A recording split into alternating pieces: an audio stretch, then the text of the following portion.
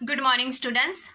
11वीं वाले बच्चे, सिद्धि हिंदी विद्यालय के इस ऑनलाइन क्लासेस में आपका हार्दिक स्वागत है। अब बच्चों, यहाँ पे हमारा ये जो दूसरा पार्ट है मियां नसरुद्दीन, तो मियां नसरुद्दीन पार्ट की हमने शुरुआत की।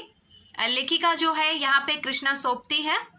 अब यहाँ पे जिस प्रकार से शुरुआती तौर से लेखिका ये जो मटिया महल है जामा मस्जिद के पास से गुजर रहे थे, तब उन्होंने देखा कि वहाँ पे आटे का बहुत सारा एक ढेर लगा हुआ था।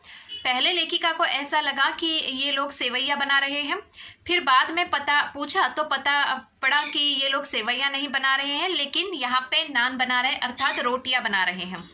फिर उनसे पूछा कि ये रोटियां कौन पकाता है, तो उन्होंने बताया कि मियां नसरुद्दीन। ये मियां नसरुद्दीन कहाँ मिलेंगे, तो यहाँ पे वहीं पे बैठे हुए थे, तो उनका परिचय करवाया गया। मियां नसरुद्दीन जो है, उनके चेहरे पर अनुभव की एक अलग प्रकार की रेखा महसूस होती थी।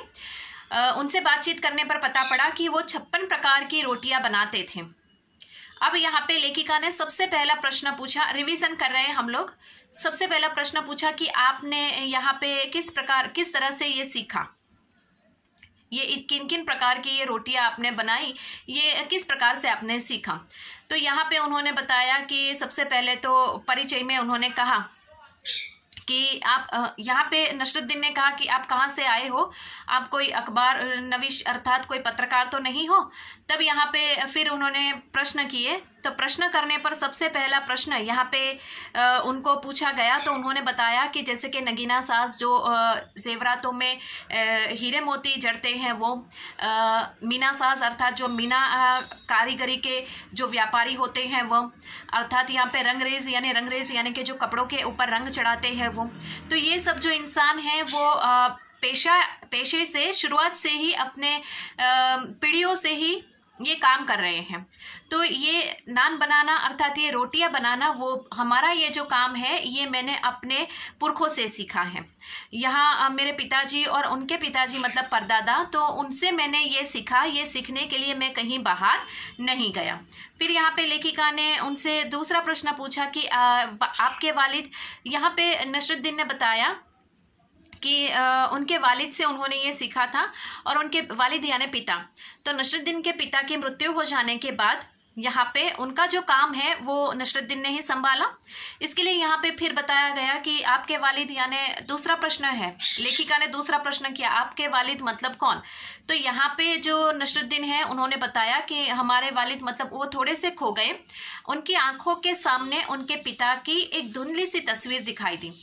तो उन्होंने यहाँ पे नसरुद्दीन ने अपने पिता का नाम बताया, और मैंने उस वाक्य के नीचे अंडरलाइन करने के लिए भी आपसे कहा था कि उनके पिता का नाम उन्होंने यहाँ पे बताया कौन सा था। उनके पिता का नाम मियाँ बरकत अली, जिनको यहाँ पे गढ़ैया वाले के नाम से भी पहचाना जाता है। और यहाँ पे मियाँ नसरुद्दीन ने अपने परदादा का नाम भी बताया। तो उनके परदादा का नाम क्या था, मियाँ कल्लन। ठीक है, यहाँ तक करीबन चर्चा हुई। उससे थोड़ी और आगे कि जैसे कि यहाँ पे जो तीसरा प्रश्न है कि आपके पिता, लेखिका ने पूछा तीसरे प्रश्न में कि आपके यहाँ तक आप पहुँचे हो, इतनी रोटियां बनाते हो, तो आपको आपके पिताजी ने कोई नसीहत तो दी होगी। तो मियाँ नसरुद्दीन कहते हैं कि नसीहत यानी सीख में तो कुछ ऐसा है कि जैसे कि इंसान में सीखने की धगस होनी चाहिए, अर्थात हिम्मत वाला होना चाहिए, मेहनती इंसान होना चाहिए। बार बार कोशिश प्रयास करता है तो वो सीख ही जाता है। तो यहाँ पे फिर उन्होंने एक उदाहरण नसरुद्दीन ने बताया कि जैसे कि जो उस्ताद होते हैं वो क्या करते हैं, अपने बच्चों को कुछ एक शब्द बोलने के लिए कहते हैं। बच्चे हूबहू ऐसे ही शब्द बोलते हैं, और फिर क्या करते हैं, कुछ एक शब्द में जो उनके उच्चारण होते हैं वो ऊपर नीचे हो जाते हैं। तो उसी प्रकार से मेरे जीवन में भी ऐसा था। शुरुआती तौर से मुझे थोड़ी सी कठिनाई हुई, लेकिन फिर धीरे धीरे प्रयास करने से मुझे इसमें कुशलता प्राप्त हुई। करीबन यहाँ तक हमने देखा था, है ना। अब यहाँ से थोड़ा आगे पेज नंबर 24। इस बीच उस्ताद जोर का एक हाथ सिर पर धरता है और शागिर्द चुपचाप परवान करता है। समझे साहिब, एक तो पढ़ाई ऐसी, और दूसरी बातचीत में छोड़ सामने से गुजरते मीर साहब को आवाज़ दे डाली, कहो भाई मीर साहब, सुबह ना आना हुआ, पर क्यों? अब ये लेखिका के साथ बातचीत कर रहे थे तो उन्होंने बताया, मैंने आपको बताया ना, जैसे उस्ताद अपने बच्चों को सिखा रहा है, बच्चे सीख नहीं पाते हैं तो उस्ताद को गुस्सा आता है, 2-3 यहाँ पे उसको बातें भी सुनाते हैं, उसको सिखाने के लिए वो बहुत प्रयास करते हैं और गुस्से में आ जाते हैं। तो उस समय यहाँ पे जो एक थप्पड़ भी मार देते हैं। तो उस समय क्या होता है, फिर वो डर के मारे जो बच्चा है वो फटाफट से बोलने लगता है। तो उसी प्रकार से मेरे जीवन में भी कुछ ऐसा ही था। ये बातें कर रहे थे, ठीक उसी समय वहाँ पे एक मीर साहब आ जाते हैं। उनकी मियाँ नसरुद्दीन की जो दुकान है वहाँ से गुजर रहे थे और मीर साहब को उन्होंने आवाज़ दी कि आज आप नहीं दिखाई दिए, कहीं गए थे। तो लेखिका के साथ ये बातचीत करते समय अब यहाँ से आगे करीबन 25 नंबर के पेज, मीर साहब ने सिर हिलाया, मियाँ अभी लौट के आते हैं तो बतावेंगे। आप दूसरी पढ़ाई की बाबत कुछ कह रहे थे ना। अब मीर साहब को नसरुद्दीन साहब ने आवाज़ दिया कि मीर साहब आप दिखाई नहीं दिए, कहीं गए थे। तो मीर साहब ने रुक कर कहा कि मैं अभी जा रहा हूँ, वापस लौट के आता हूँ तब मैं आपको बताता हूँ बात। अब लेखिका, वो तो मीर साहब चले गए। अब लेखिका के साथ वापस बातचीत करने में यहाँ पे नसरुद्दीन जुड़ जाते हैं।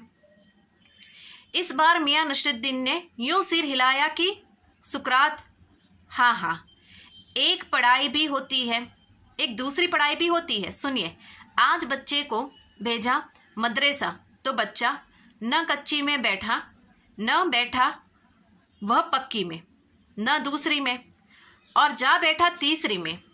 हम यह पूछेंगे कि इन तीनों जमातों में क्या हुआ उन 3 क्लासों का। अपना ख्याल था कि मियाँ नसरुद्दीन नानबाई अपनी बात का निचोड़ भी निकालने पर वह हम ही पर दागते रहे। आप ही बताइए इन 2-3 जमातों का क्या हुआ होगा। अब यहाँ पे एक बात बता दूं कि मियाँ नसरुद्दीन जो है, यहाँ पे मियाँ नसरुद्दीन अपने समय की बातें कर रहे हैं हम। तो यहाँ पे जिस प्रकार से हम लोग स्कूल में शिक्षा प्राप्त करने के लिए जाते हैं, उसी प्रकार से यहाँ पे जो उर्दू भाषा सीखने के लिए ये मदरसे में जाते हैं। तो उनकी बातें की गई तो उन्होंने बताया यहाँ पे कि एक बच्चा जो होता है, कि एक बच्चा जो है ना वो छोटी क्लास में नहीं जाता, उसके बड़े वाली क्लास में भी नहीं जाता, वो दूसरी क्लास में, अभी वो तीसरी क्लास में बैठने के लायक नहीं है, लेकिन फिर भी वो बच्चा जाकर तीसरी क्लास में बैठ जाता है। तो यहाँ पे लेखिका को ऐसा लगता है कि मतलब इंसान जो होता है वो हम कहते हैं कि धीरे धीरे हम स्टेप बाय स्टेप आगे एक कदम बढ़ा के अपने जीवन में लक्ष्य की ओर आगे बढ़ते हैं।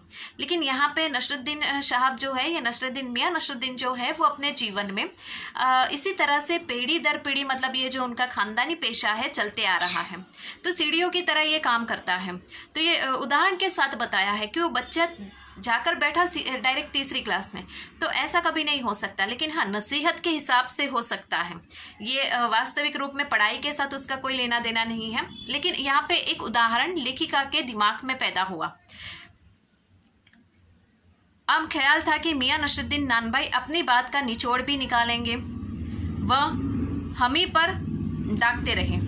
आप ही बताइए इन 2-3 जमात का क्या हुआ होगा। मतलब यहाँ पे जब ये चर्चा हो रही थी कि वो बच्चा पहली में नहीं बैठा, दूसरी में नहीं बैठा और तीसरी में जाकर ही क्यों बैठा, तो नसरुद्दीन ने भी पूछा लेखिका से, वो बच्चा जो होता है वो तीसरी में अभी बैठने लायक नहीं, फिर भी वो तीसरी में जाकर बैठता है, तो पहली और दूसरी जमात का क्या हुआ, मतलब पहली और दूसरी कक्षा का क्या हुआ होगा। यह बात मेरी समझ में तो बाहर है, मतलब लेखिका की समझ में ये बात नहीं आई, क्योंकि यहाँ पे जो नसरुद्दीन है वो नसरुद्दीन अपने ढंग से अपने हिसाब से समझा रहे थे नसीहत की बात, कि उनको जो नसीहत उनके जो पिताजी, उनके जो परदादा से मिली थी वो थोड़ी अलग प्रकार की थी। तभी तो ये खानदानी जो उनका पेशा है, ये रोटियां पकाने का, हमने तो 2-3 रोटियां ही, 4, 5, 6, 7 बहुत हुई तो 10 रोटियां हमने देखी होगी, लेकिन 56 किस्म की 56 प्रकार की रोटियां बनाने का हुनर एक इंसान में, वो भी बहुत मुश्किल से देखने को मिलता है। तो इसके लिए यहाँ पे लेखिका ये सब जानने के लिए ही मियाँ नसरुद्दीन के पास यहाँ पे जाते हैं और उनसे प्रश्न पूछकर उनका परिचय प्राप्त करते हैं। तो बच्चों, आज के इस वीडियो में हम 25 नंबर के पेज तक ही रुकते हैं। यहाँ से थोड़ा और बाकी है, थोड़ा सा देखना समझना बाकी है, फिर आगे बढ़ेंगे। तब तक के लिए यहाँ पे रुकते हैं। Thank you.